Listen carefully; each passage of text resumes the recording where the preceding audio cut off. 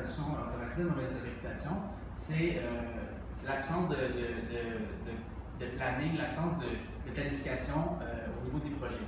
Donc, quand on fait un projet de traduction, on va planifier la base de terminologie, donc la term base, les mémoires de traduction, on va planifier un style guide pour comment on va écrire les choses, est-ce qu'on met les choses à l'infinitif, à l'impératif, bref, on va généralement prévoir toutes sortes de choses, sauf que quand on arrive avec la MT, souvent ce qui arrive, c'est qu'on ne fait pas ces choses-là, puis ça donne des résultats qui sont pas adéquats parce que les traducteurs, ou enfin les post-éditeurs, n'ont pas les ressources, puis le projet n'a pas les éléments pour réussir.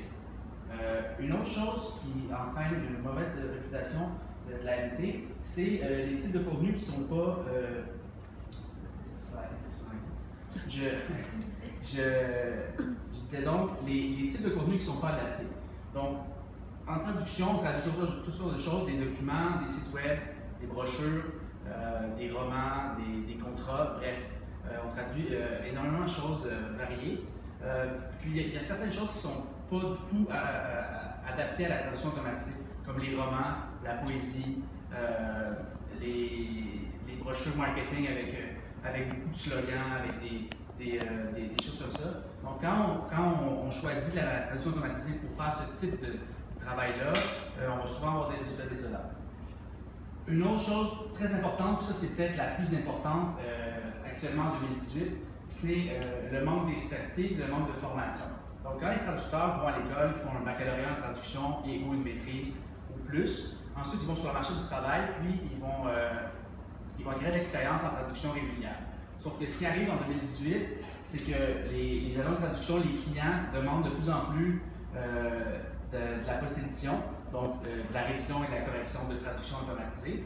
Puis c'est très différent de post-éditer un texte par rapport à réviser un texte ou traduire un texte. Donc ce qui arrive, c'est que les gens se retrouvent un peu lancés dans ces situations-là, sans savoir comment faire, puis sans savoir, en fond, comment obtenir une bonne qualité.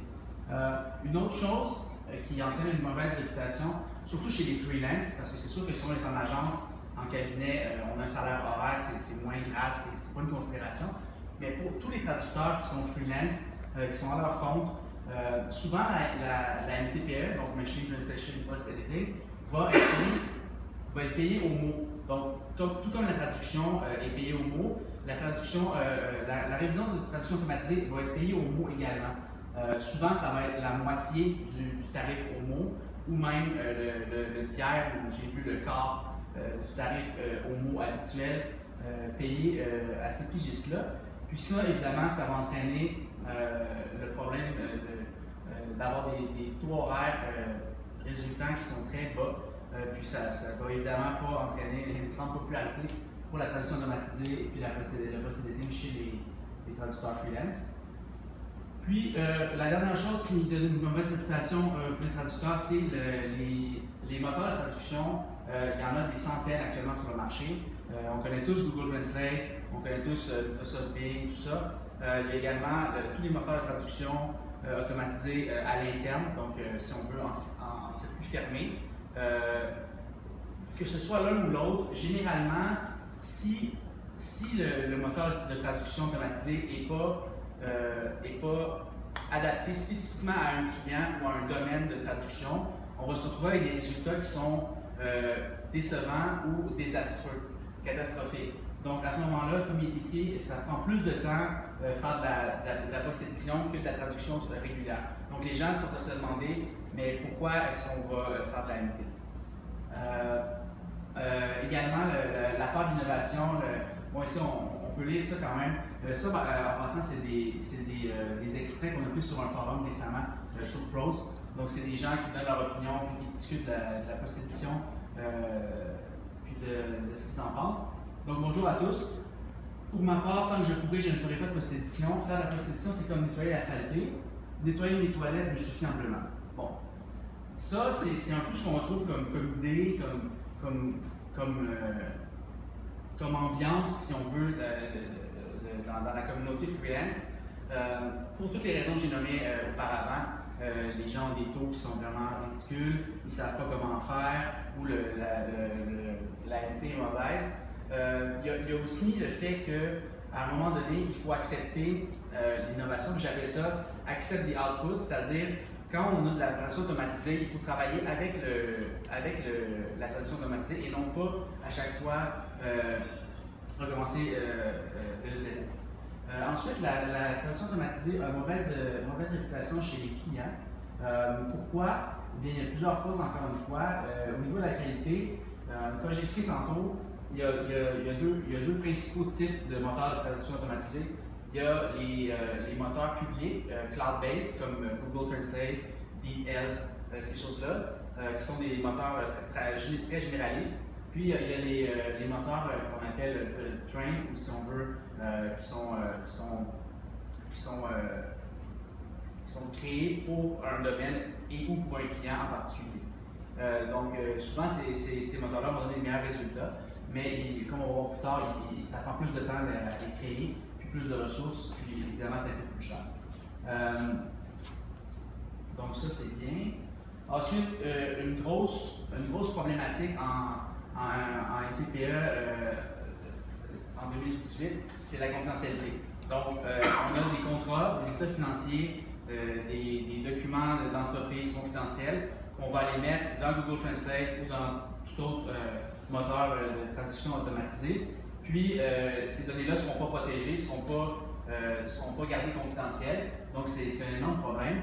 Par contre, depuis quelques temps, il y a aussi de la protection des données en Europe, que vous connaissez sûrement, qui a passé récemment. Il y a certains moteurs en ligne qui s'adaptent à cette nouvelle réalité-là, comme par exemple DeepL qui offre une version pro payante.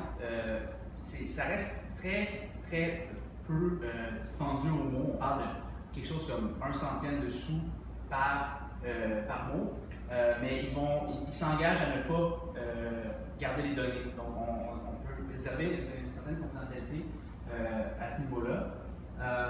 Les engins comme Google Translate ou DeepL ou autres permettent d'accéder très facilement, monsieur, madame, tout le monde, aux petites et moyennes agences, à de la traduction automatisée de grande qualité, à faible coût, puis dans une très grande quantité de tables de langue. Maintenant, les systèmes privés offrent une meilleure protection au niveau des données, étant donné qu'on travaille en système fermé. Donc, ce que je veux dire par là, c'est qu'on va avoir l'entreprise XYZ qui va utiliser un corpus pour créer son propre moteur de traduction automatisée. Puis, il va pouvoir à ce moment-là garder toutes les données à l'interne sur ses serveurs, puis jamais briser la confidentialité de ces données-là. Le coût initial de la mise en place d'un système comme ça, on parle de dizaines de millions de mots qui sont nécessaires pour une seule paire de langue. Donc à ce moment-là, c'est sûr que c'est plus adapté pour des très grands volumes de texte ou des grosses ou très grosses entreprises. Donc comme je disais, chaque paire de langue doit être créée individuellement. Puis il y a un problème qui survient dans ces types de systèmes-là, c'est le manque de corpus, donc le manque de données pour créer les systèmes de traduction automatisée. Il y a plusieurs langages dans lesquels on n'a pas suffisamment de données, disons, anglais vers langage X. Puis ça fait en sorte qu'on ne peut même pas créer ces systèmes-là. Une solution, c'est d'acheter des données préalignées de fournisseurs spécialisés, mais encore une fois, ça augmente les coûts. Un autre point au niveau des clients, c'est la conception que la traduction automatisée, c'est extrêmement beaucoup plus rapide. La traduction automatisée, c'est plus rapide. Quand on la post-édite, on peut aller chercher des vitesses en moyenne, de manière très générale, sans vouloir me plonger avec ces chiffres-là, 400 à 450 mots à l'heure. Donc ça, on parle de quelque chose qui n'est pas trop technique, qui n'est pas trop marketing non plus, donc pas des publicités, pas des slogans, pas des romans. On peut aller chercher plus de vitesse. Comment? Bien, en ayant un environnement de post-editing qui est professionnel, donc des gens qui savent comment post-éditer, qui ont de l'expérience en post-editing, puis avec un output de, de, de machine PlayStation qui est de qualité. également, puis on va y revenir par la suite. Il existe deux types de. Donc voilà, il existe deux principaux types de post-édition. Donc il y a la post-édition qu'on appelle light ou légère, que j'appelle aussi superficielle parce que, bon, on va voir, ça donne des résultats pas tellement intéressants. Puis là, le post-editing complet. Donc, pour ce qui est de la post-édition superficielle, c'est pour des besoins de compréhension sommaire d'un texte. Donc, par exemple, si on a un texte en japonais qui concerne une entreprise avec laquelle on veut faire affaire, puis on souhaite lire ces documents-là, mais on ne souhaite pas payer le prix de l'agence de traduction, bien, on peut utiliser la post-édition superficielle dans laquelle on va traduire le texte avec le moteur de traduction automatisé.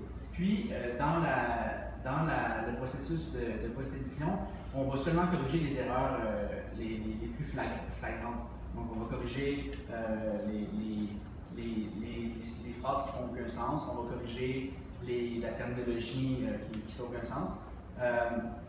Comme il est écrit ici, il va demeurer des erreurs critiques, donc terminologie, cohérence, style, syntaxe, etc.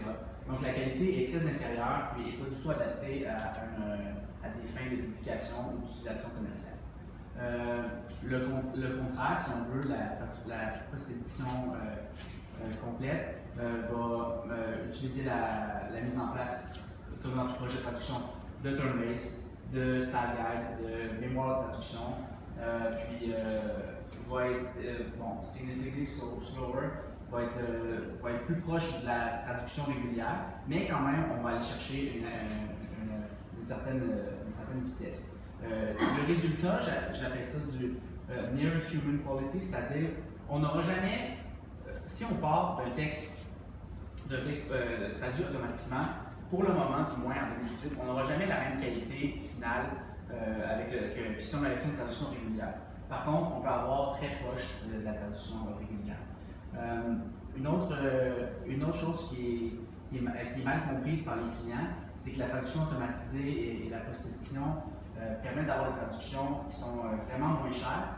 Mais en fait, c'est proportionnel à l'augmentation de la vitesse de travail des traducteurs. Donc, si on a un traducteur qui travaille 2 fois plus vite, on peut penser qu'on va avoir une traduction, un projet qui va coûter 2 fois moins cher. Toutefois, ça dépend encore une fois de l'expérience des fournisseurs, ça dépend de est-ce qu'il y a beaucoup de contraintes dans le Style Guide, est-ce que la Turn-Base est bien montée, etc. Donc, ce que je disais tantôt, la post-édition, c'est un mauvais choix pour les romans, le marketing, les textes très techniques. Les textes, on remarque aussi des textes qui contiennent des balises, comme des textes HTML qui ne sont pas bien préparés. Le moteur de traduction automatisée va se planter, mais royalement. Donc ça va nécessiter plus de temps que si on avait fait une traduction régulière. Des bons choix du contenu général, des cours en ligne, donc des modules d'apprentissage, du contenu technique, mais dans un projet qui est géré avec une Turn-Base, des sondages, des fichiers avec des éléments de code, comme HTML, des points PO, etc., mais qui sont gérés de manière adéquate avec, par exemple, un outil, un Cato, qui permet de gérer le code et de garder seulement le texte à traduire. Comment est-ce qu'on évalue la qualité brute d'un moteur de traduction automatisé? Depuis plusieurs années, on utilisait le score bleu qu'on appelle et d'autres. Toutefois, il y a des nouveaux métriques qui sont sortis, comme Meteor, Beer, Character et d'autres. Jusqu'à présent, on n'a pas trouvé de façon magique, complètement automatisée, d'évaluer la qualité d'un moteur de traduction.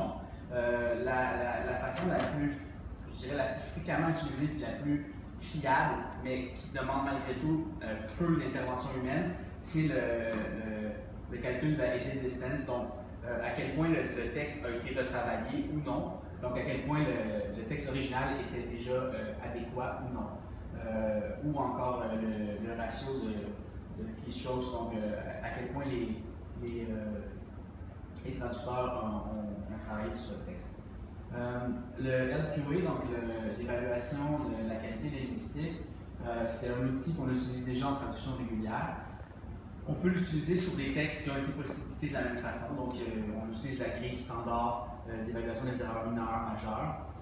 Puis, ça nous permet de déterminer à quel point on est proche d'une traduction régulière, à quel point la qualité, disons, on a fait une traduction automatisée suivie d'une post-édition, suivie d'une révision finale. Est-ce que ça nous donne quelque chose qui est proche de la traduction régulière ou non?